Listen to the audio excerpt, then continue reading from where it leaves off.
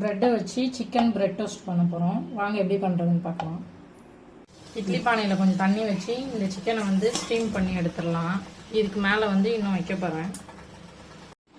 இதில் வந்து எக்கு வந்து உடச்சி ஊற்றிக்கிறேன். 3 எக்கு எடுத்துக்கிறேன். மிளகா வந்து கட் பண்ணி வச்சுருக்கேன், அதையும் வச்சுட்டேன். ஒரு 6-7 பூண்டு வச்சுருக்கேன், அதையும் போட்டுடலாம். நம்ம ஸ்டீம் பண்ணி எடுக்க போகிறோம். 10 மினிட்ஸ் குக் ஆகிடுச்சு. இப்போ நம்ம இதை எடுத்துருவோம். பாயில் ஆகிடுச்சு. எல்லாத்தையும் எடுத்து வச்சிடலாம். எல்லாத்தையும் எடுத்து மிக்ஸி ஜாரில் போட்டு அரைச்சிடுவோம். சிக்கன் மட்டும் அரைக்க வேணாம். காய்ச்சி ஆற வச்ச பால் வந்து ஒரு 1/2 டம்ளர் சேர்த்துக்கிறேன். சேர்த்து அரைச்சிட்டு வந்துடலாம். கட் பண்ணி வச்சுருக்க சிக்கனை போட்டுடலாம். திருவி வச்சுருக்கேன், அதையும் போட்டேன்.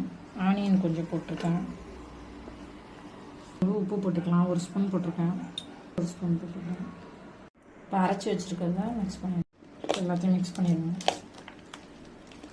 இப்போ மிக்ஸ் பண்ணி வச்சுருக்கிறது வந்து நம்ம ப்ரெட்டில் வச்சுருவோம். டோஸ்டர் எடுத்துகிட்டு ஹீட் பண்ணிட்டேன். இதில் கொஞ்சமாக நெய்யாலையும் லைட்டாக நெய் போட்டுக்கிறேன். டோஸ்டர் இப்போ க்ளோஸ் பண்ணிடலாம். ரெடி ஆகிடுச்சு. இப்போ டோஸ்ட்டு ஓப்பன் பண்ணி பார்த்துருவோம்.